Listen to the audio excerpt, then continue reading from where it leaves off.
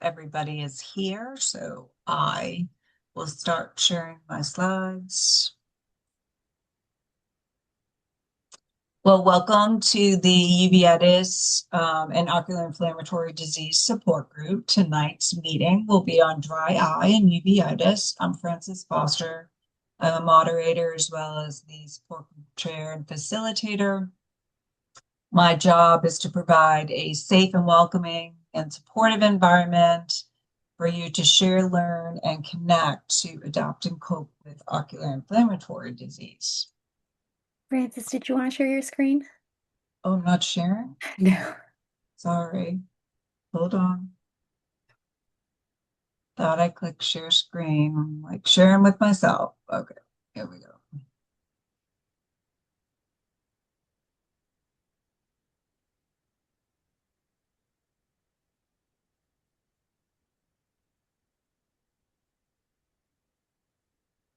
Can you see the slides now? Yes. Okay.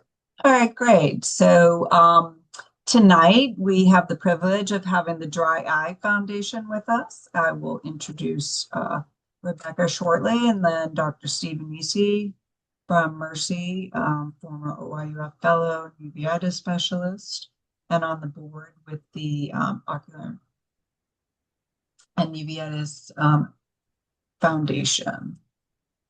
So the Ocular Inflammatory Disease and Uveitis Support Group is now part of the Ocular Immunology and Uveitis Foundation.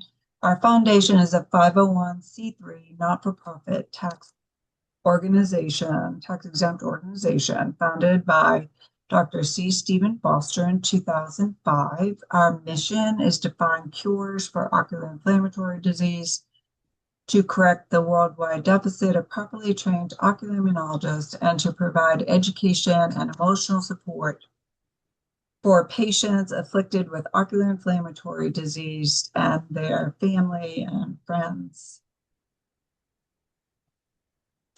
We have some upcoming events as we do fundraising, as well as support groups and educational conferences. We have 2 walks. One is in Boston, Sunday, August 23rd.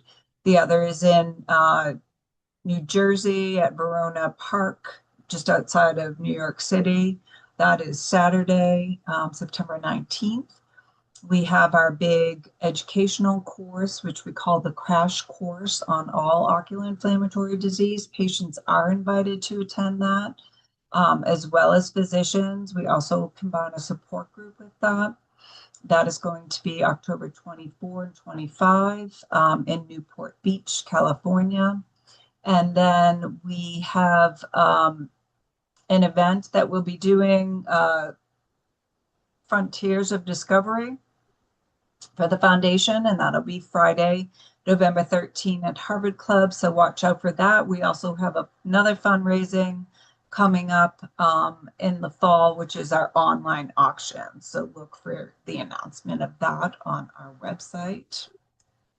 Support group meetings. The next one is August 11th, and that's going to be Ask an Ocular Immunologist. We're going to focus that on long-term disease control with one of our former fellows, Dr. Mark Dacey. And September 8th is Let's Talk About It, Coping with Chronic Illness. Those should have the same start time of 7 o'clock. And typically, other than tonight's meeting, they're on Tuesday nights. So our support group is a self-help support group, and we're here to share stories and experiences to help each other cope better and live better with a chronic eye inflammatory condition. I'll go over a few ground rules that we follow during the meeting. We focus our discussion on the present to help each other move forward in a positive way while living with ocular chronic illness. We don't offer medical advice unless we have a license to do so, and nor do we ask that of our speakers. We don't criticize other healthcare providers or past negative healthcare experiences. We're here to help each other move forward in a positive way. I ask everybody to stay muted until it's your turn to speak. The format for the group will be after I finish speaking and introducing the speakers, they'll speak. And then after all speakers are finished, we'll open it up to questions. You can also put questions at any time in the chat. And Yasmin, our community organizer, is here to help us to manage that. And we also can field questions during the speakers talk if needed. If anyone, if we experience a Zoom bomb, please just leave the meeting and rejoin, but hopefully that won't happen.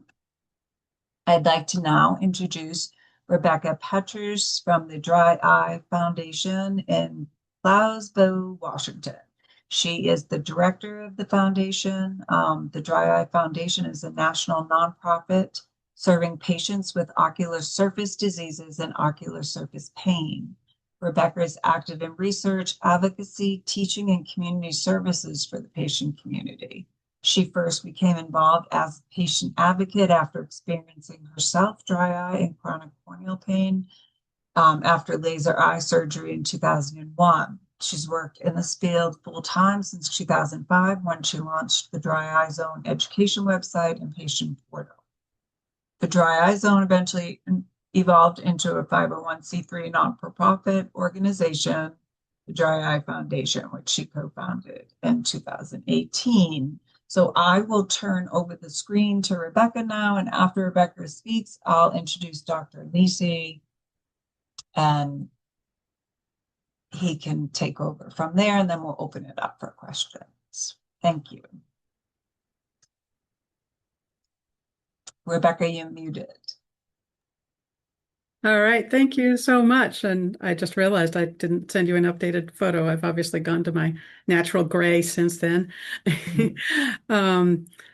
Really happy to be with you all today. And it's a kind of fun time to be talking about dry eye. This is the first day of Dry Eye Awareness Month. So I'm gonna try and share my slides here. Let's see. Okay, I hope I get the right one.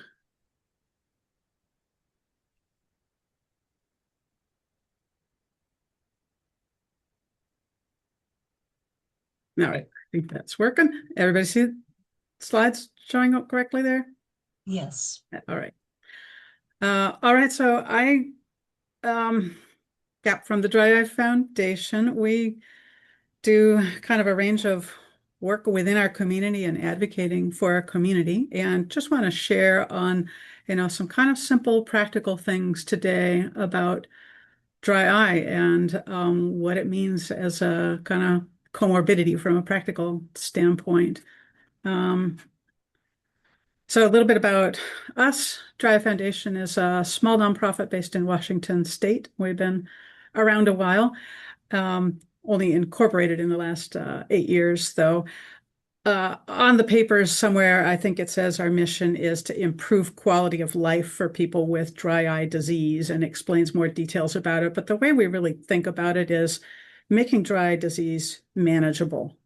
And I know dry eye means different things to different people, from, mild, trivial symptoms you don't need to do anything for, to full-blown disease that needs a lot of management, to actual significant chronic pain conditions. It's a big umbrella, but we serve primarily the people who are struggling with the impact of dry eye on their life. And so that means several things to us. On the community service side, we're very upfront and personal with our community. We have a helpline where we do kind of one-on-one coaching, and we have some Zoom support groups and other groups and forums. On the advocacy side, when I was here last year, it was just before our first Dry Eye in DC event, where we gathered lots of patients in Washington. We have several sites. dryeyefoundation.org is our home, but we also run several other specific topic education sites. Dry Eye Zone is the main one. My Big Fat Scleral Lens. I don't know if any in your community are scleral lens users, but we have people with a wide range of comorbidities who do. And then product safety. Eye drop safety is a really big thing to us, because in the last several years, there have been a lot of eye drop recall issues and manufacturing quality problems, and scam and counterfeit products on the market. So we do a lot of work in tracking those and working with the FDA to get things tracked down and shut down. So that's just a flavor of some of the things we do. Resource-wise, for people who are struggling with dry eye, this would be like the top thing that I recommend is our handbook. It's a 60-page thing that's kind of top to bottom, a lot of orientation about all these different things that fall into the dry eye bucket and how we can approach those, how we can interact with our eye doctors most effectively about them, how we understand our diagnoses, what the kind of full range of potential treatment and management options are for us. So that's something you can get from our website, and we have hard copies that we can mail out too. We have one for scleral lenses as well. Again, I'm not sure how many folks in your community are in that part of our corneal disease world. And as I said, we've got our event coming up now. So what is dry eye? I'll leave all the technicalities of it to Dr. Anesi, but I just want from the practical, from the patient perspective, what is this experience? I mean, for most of us, it starts with symptoms like in the word cloud. All these different forms of discomfort kind of dominate the dry eye picture. For some people, there's vision involvement, fluctuating vision and such. For some people, there's redness, but most of this is my eyes are uncomfortable. For some of us, it's a lot of the time or all the time. For some of us, it gets pretty severe. Everybody's symptom cluster kind of shows up differently and for different reasons. We may be getting dry eye symptoms mostly when we're in certain environments or doing certain things. We may have other diseases that are contributing to dry eye. We may have medications or medical treatments that have dry eye as a side effect.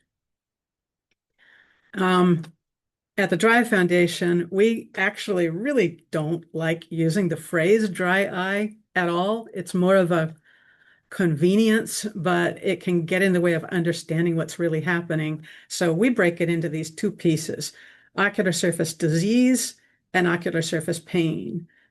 So ocular surface disease, the whole medical side. What does my doctor see through the slit lamp? What do they find in testing? What are they diagnosing?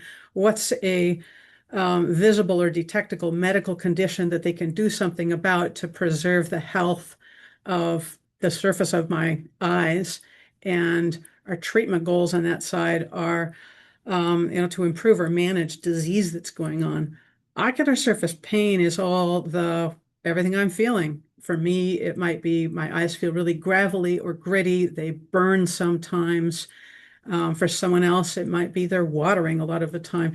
Anything that's going on that's making your eyes uncomfortable. And the reason we separate them is because they so often don't match.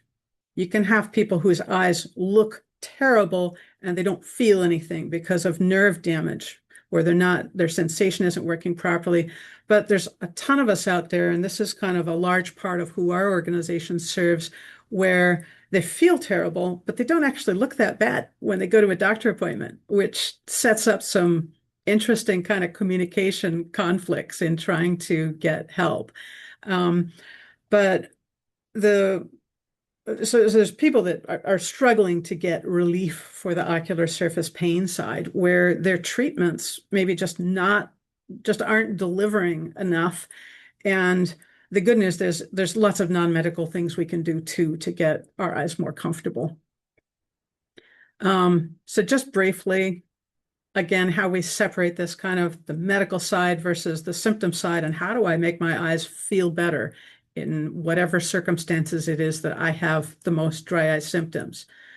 It's an amazing world out there right now with treatments for dry eye. We've got 8 FDA-approved drugs. We've got biologics. We've got compounded things. We have a lot of new things in the pipeline. There's device treatments, and a lot of people are using things like the autologous serum drops that are made from our blood. On the self-care side, we've got loads that we can do to just get more comfortable and keep comfortable through the day. So those are ones where I would like to just jump in on some of the practical stuff, some of the maybe top topics that our community asks for a lot. practical stuff. So actually, the first one I wanted to share is a little bit more on the medical side, but it's the practical side of it.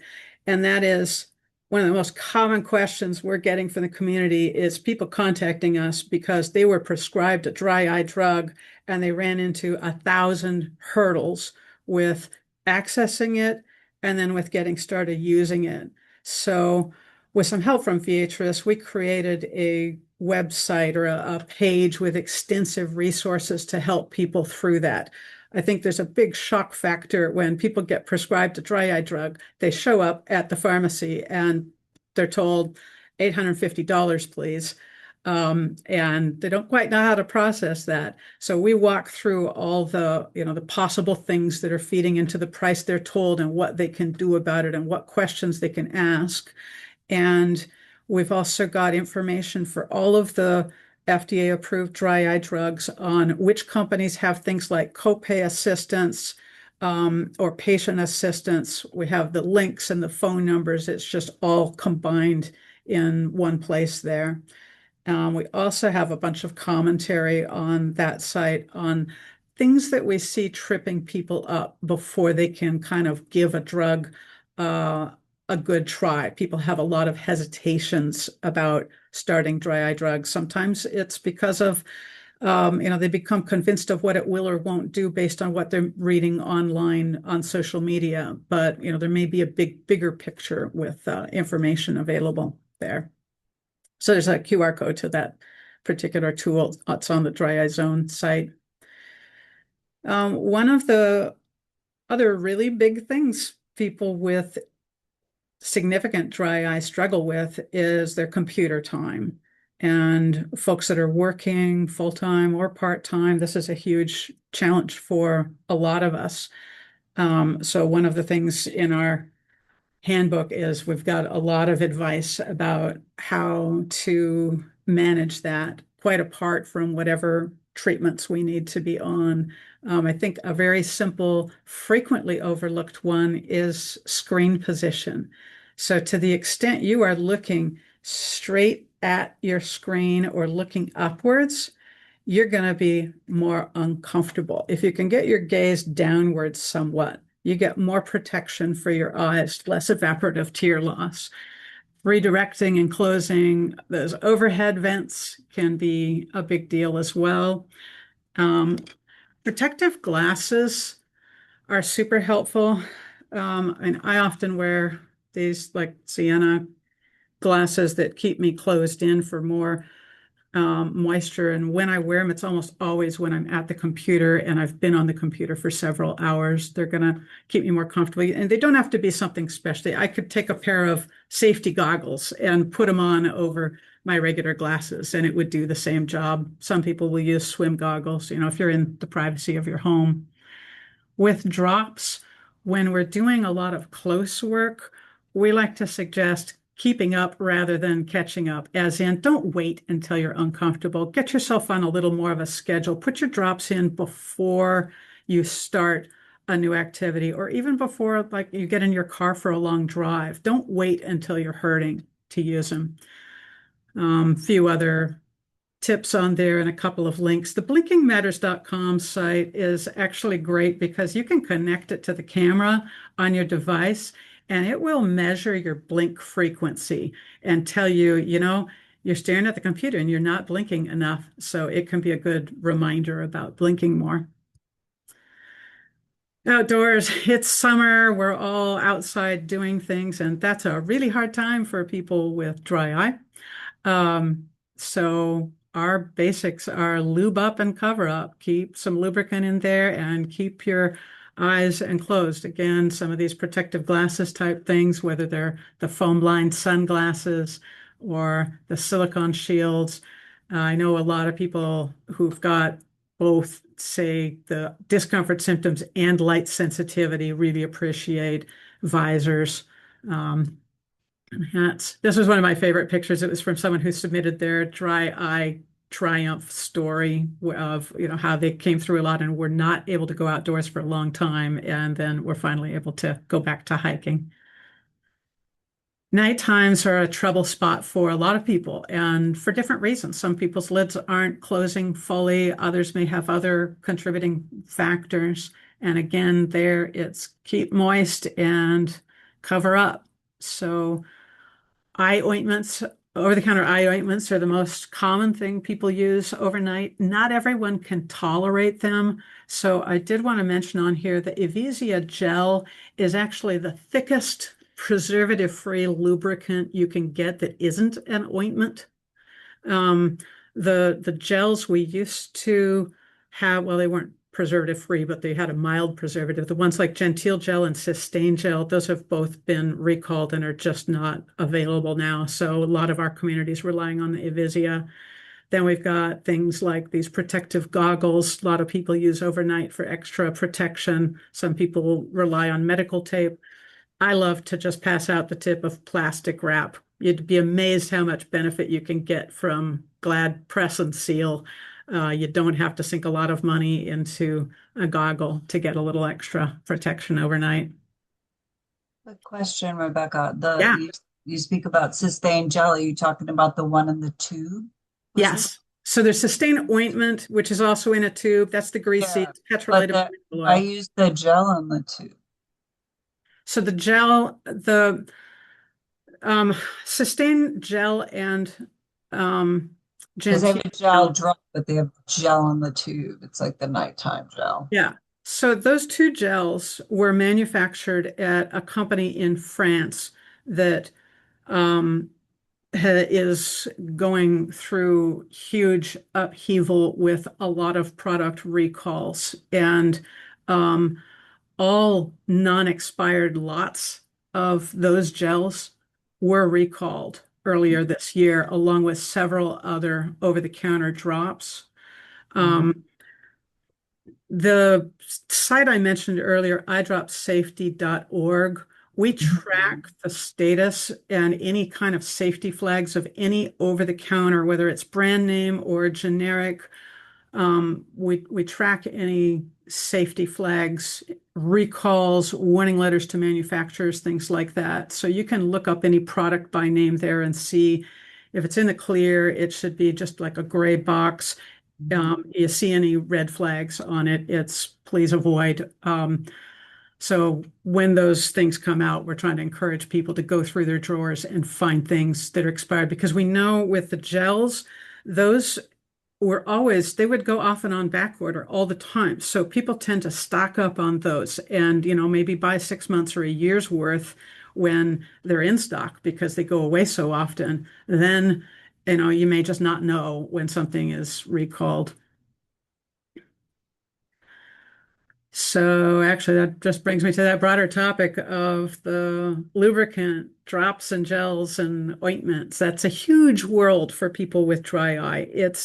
I know, um, it's kind of a thing we look down on in some ways, but yet for just keeping comfortable, dry eye life does revolve around these. No matter what else we're doing, almost all of us use drops.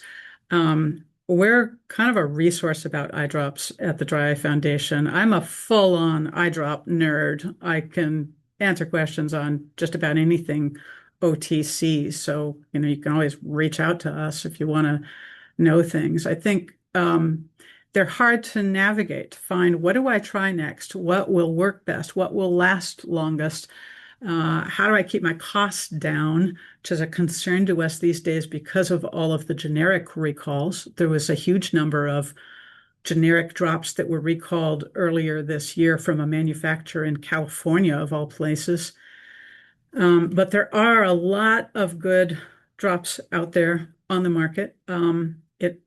We think of the use of drops as in many cases, it's less about lubrication than about make my eyes happy, make me more comfortable, right? So it does come down to what feels good to me, not like one drop has the magic formula that's going to be best for everyone. I've had the pictures on the right here of these are all the different forms that preservative-free drops are showing up in these days. Some of the bottles are a little challenging to learn to use, but they can help with economizing on drops too. We have, I don't have it in my slides here, but if anyone's interested, we have a page that shows for the single-use vials, which costs add up there too. We have a page that shows for every brand how much is in them, and it's an astonishing range. You get some with 0.3 mils and some with 3 times that much, and everywhere in between. So sometimes just by picking the ones that have the most content, we can get more mileage from them. Like I said, we'd love to be a resource on these things. That was all I had put together. As you can see, I love the details of the troubleshooting stuff for managing dry eye day to day. So if anybody's got questions or things I can address, sure, happy to. Wonderful. So we'll take all the questions after Dr. Anesi's talk, but that was a fabulous talk full of a lot of great information. And definitely going to pick your brains about which drops you like the best. So I will go back to sharing my screen and then we'll introduce Dr. Anesi. We'll turn it over to him. Oops. Let's see. Everybody see the screen? Of course, I can't move my slides. There we go. All righty. So Dr. Anesi, he is a former fellow of Dr. Foster, part of the sponsored by the Ocular Immunology and Uveitis Foundation.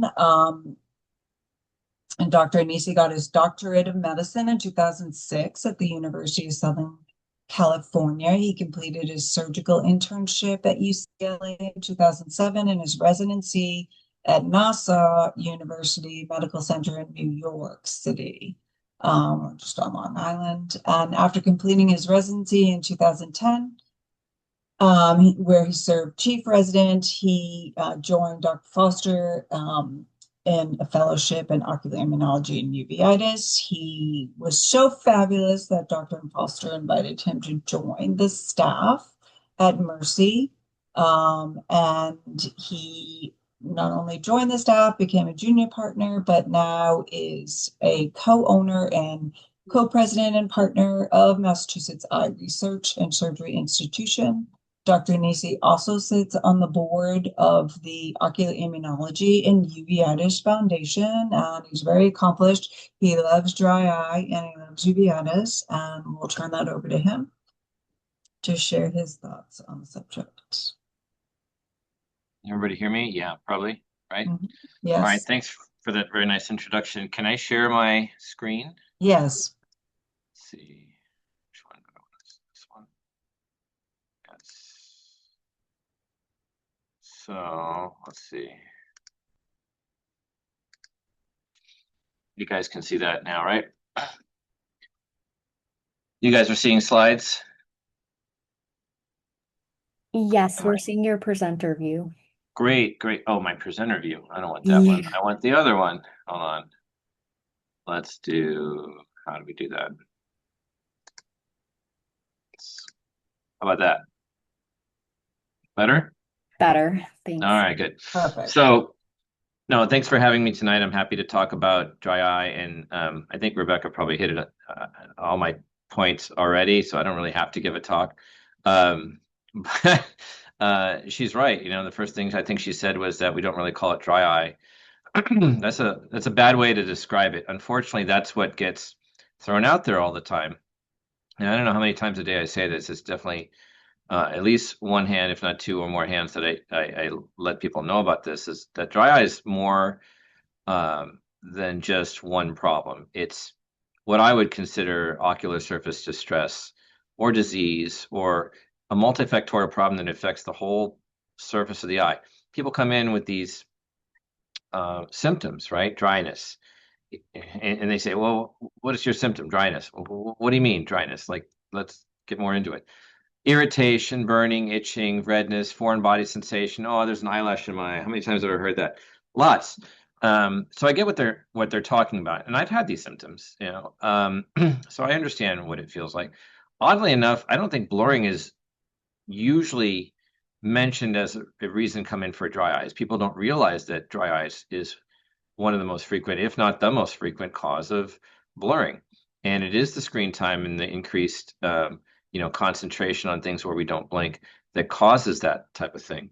But it's an important factor in a lot of the things that we do, including people with dry eye and ocular surface disease, or people who have surgery. For example, they have cataract surgery, or maybe they just had LASIK, and then they expect everything to be fine, but then they don't address the surface of the eye. Light is amazingly responsive to very small fluctuations in the integrity of the surface of your eye. And if you have a very irregular surface of your eye, it will cause light to bounce all over the place. People will get scattered, people will get blurring, and it fluctuates, it comes and goes. So I really know when somebody's struggling with dry eye because, oh yeah, I have blurry vision all the time. Well, is it really all the time? Is there anything that makes it better? Yeah, if I blink, it makes it better. Oh, good. So probably we're dealing with an ocular surface issue. There are other things that can cause it, but that's overwhelmingly the most common thing that does it. So ocular surface distress, ocular surface disease, a multifactorial disease, and you need to address these things in total to feel better. I got a lot of people who come into, oh, I used these things, it didn't work. I used this, it didn't work. Well, no, it works. It always works. Every one of the things that we use always works, but is it enough to get past what you're feeling? And that's the other side of our talk, right?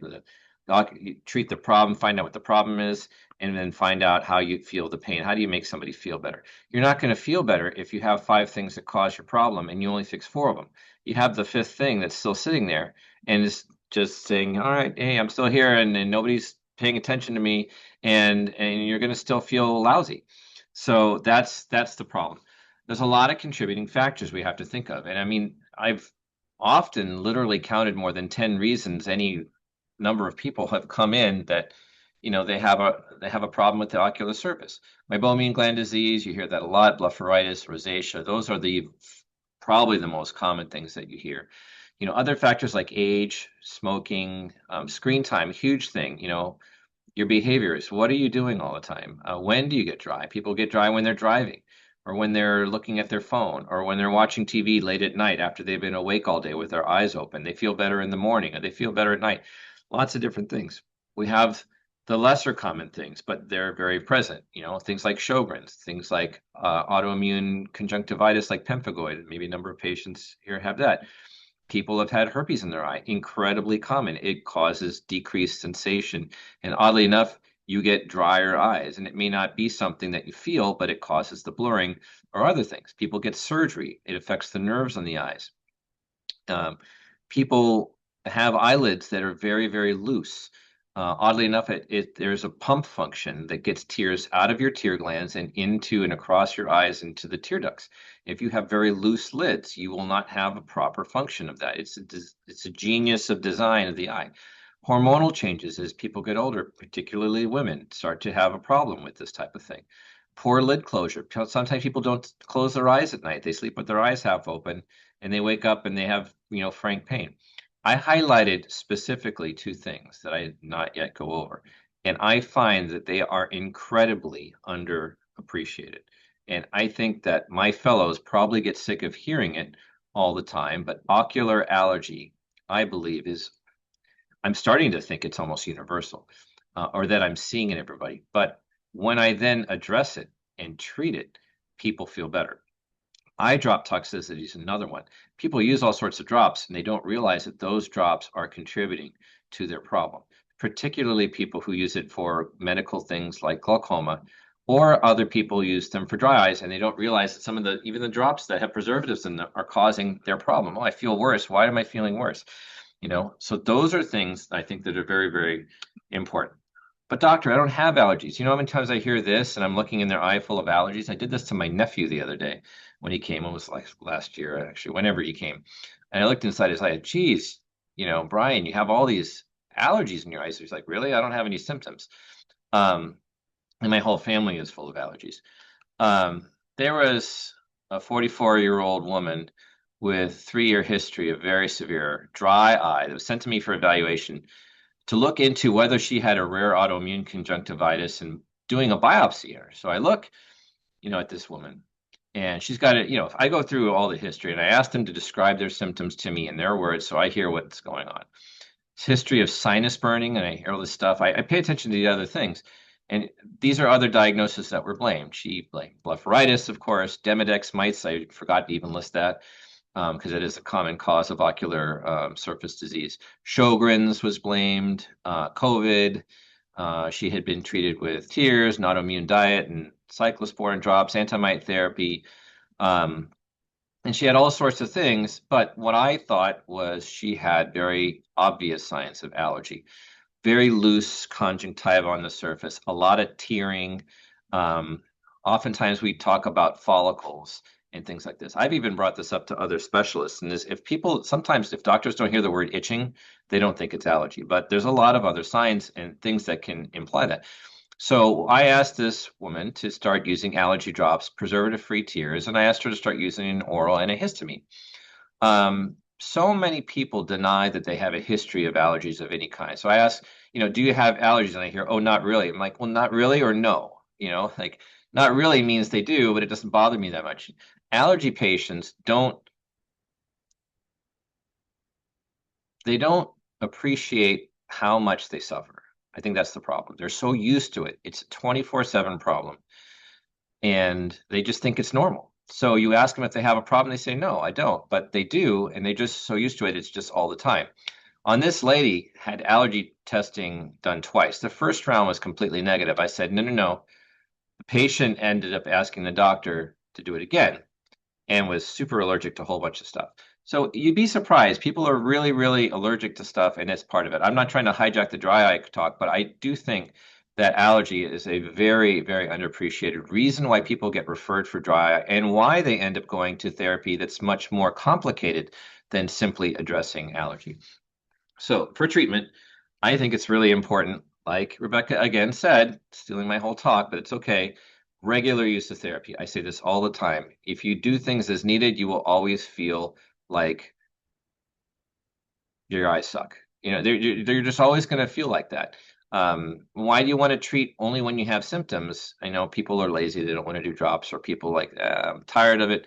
But you have to put in some time if you want to feel better on a regular basis. It's always what you do. I tell people you don't brush your teeth, only when you finally feel like you're getting a cavity, do you? No, you brush your teeth so you don't get a cavity. It's not as bad as getting a cavity, but you also, you're trying to prevent something by doing something regularly. So, and I always try to treat common problems and then treat the lesser common reasons later on. Treat the easy stuff first, the supportive care. A less complicated approach oftentimes is what benefits the patient rather than doing all these crazy things. And the goal of therapy isn't necessarily to get out of using the drops or the easier supportive things. I mean, people start medical therapy like Restasis. Like, oh, I thought that was just so I didn't have to use tears. Well, no, you should be using the supportive things and then build to where if you have to use the other things, then you should do that. But that's kind of what I usually say. These are all the different things that we use for dry eyes. There's other things. I didn't mention the Demodex again, but tears, preferably preservative-free. Compresses are great. Warm compresses need to be done with something that stays warm. People use wet warm compresses and they feel great, but they cool down within seconds. They really don't do what they're supposed to do. They're supposed to get the glands in your eyes warmed up so that the oil glands can then have the oil flow to keep your eyes and your tears from having the tears evaporate. And that's what keeps them on the surface of your eye. However, if you use warm compresses and your eyes feel worse, you probably have allergies that are not controlled. That's when you start to have implementing the care. Or if your provider thinks that you have allergies, that's something that you should try. It's really easy. Those drops aren't even prescribed. They're all over the counter. Almost all of them are. Unfortunately, they're not preservative-free. There used to be a company that made a preservative-free drop, and there's not anymore. There is one drop that is preservative-free that you can get compounded called cromolyn, but it doesn't do what most of these drops do. It only has one of the two mechanisms, and it's a little less helpful. The antihistamine control is in these dual mechanism drops. that's not in cromolyn, and that's what makes people feel better more quickly. Cromolyn is a more long-term maintenance type of drop that helps a lot, and it is a good drop. And if that's all you can use, then that's good too. But it's better to use the dual mechanism drops if you can tolerate them without any problem. There's things like wipes and hypochlorous acid, anti-inflammatory drops. These are things like Restasis and Cequa and Vivi and whatever the new ones that are. Those are the three. Xiidra is a different kind. Those other three are the same kind. And they have generics of them coming out too. Plugs are fine. Plugs are not the answer for everyone. If you make plenty of tears and they've done a test on you to see how much tear you make, and you put plugs in, well, that's just going to make you have tears coming down your face all of a sudden. Your problem's not making tears. Your problem is tear quality or inflammation inside it or just the allergy. Supplements are fine. I don't really talk about them with patients that much. But if they need a little something else or they want to do something else, I think they can be helpful. There's things, antibiotics like doxycycline. People use that when they have bad rosacea. I do think that that's very helpful. Now, I separate those things from things below because they are the easy stuff. It's easy to do. A lot of this stuff, it's either an easy prescription, easy to take, daily maintenance. It's not costing you any real, serious money or anything. And almost everyone will respond to these things. It's very infrequent that you need something below that. You start to get into the other things, and it's not an exhaustive list by any means, but things like LipiFlow and Tear Care, they're great. LipiFlow is wonderful. I felt awesome after I had it, but do you need to get it all the time? I wouldn't get it before you try all these things or a lot of these things. I would probably do these things first because LipiFlow is a thing that you spend a lot of money on. So is IPL. A lot of people do IPL, and it works, I think, really well. I've been really impressed with it. But it costs a lot of money, and it doesn't, have a long-lasting effect. You're going to have to continue to do things that I believe, help to maintain good ocular surface hygiene. And then there's serum tears. I've had many, many people come in with, serum tears already being used. I can't think of the last time I prescribed serum tears new to a patient as something I thought that they needed to start. I have continued prescriptions of people who are on it, but I have not needed to give them. I can almost always get somebody better to the point where they feel better without the use of serum tears. Now, I'm not saying they don't have a place or that they're not good, but they are very expensive. They're usually not covered. They're a pain in the butt because you have to carry them around in a cooler. They're your blood for Christ's sake. You have to get it drawn, every several months and store it in your fridge. And it's horrendously difficult to use them as well as they feel. Now, some people live by them, some people love them, and they are great, but they are much more difficult than doing some of these things. And I feel that allergy control is one of the things that gets people up the list rather than down at the bottom of the list because they really just don't address it when they probably have it and they have no idea. And I talked about some of these things. The olopatadine, they have brands, Ketotifen, alkaptidine, bipostidine, cetirizine. That's, I think, a prescription one. That's like a Zyrtec. 2 to 4 times a day. You can even do them more frequently than the once a day it says. They're not usually going to hurt at all to put in more frequently. Some people say they dry you out. I don't hear that very frequently, but they are sometimes a game changer. I have had people come in consults when they're on serum tears. They've been doing IPL. They've spent thousands of dollars on these moisture goggles that she showed you also. And I asked them about, well, what about your allergy? And they look at me and say, what allergy? What do you mean, what allergy? You have allergies all over your eyes. You have eczema. You have a history of asthma. Like you have allergies in your eyes. Oh, I didn't know that. You've been to see all these crazy people that have given you all these things, but they never asked you about your allergies. And they start taking allergy drops. Oh, I feel great. It's amazing how often that happens and how often it can actually be that easy sometimes. It's not always, but it sometimes is. Anyway, so that's what I'd like to share with you guys tonight. And, when the time comes, if there's a time for questions or whatever, I'm happy to field any. So I hope you enjoyed that discussion on what I think is really, really important when it comes to dry eye care and what's really underappreciated. And I hope it helps some people tonight. So. Well, thank you, Dr. Anesi.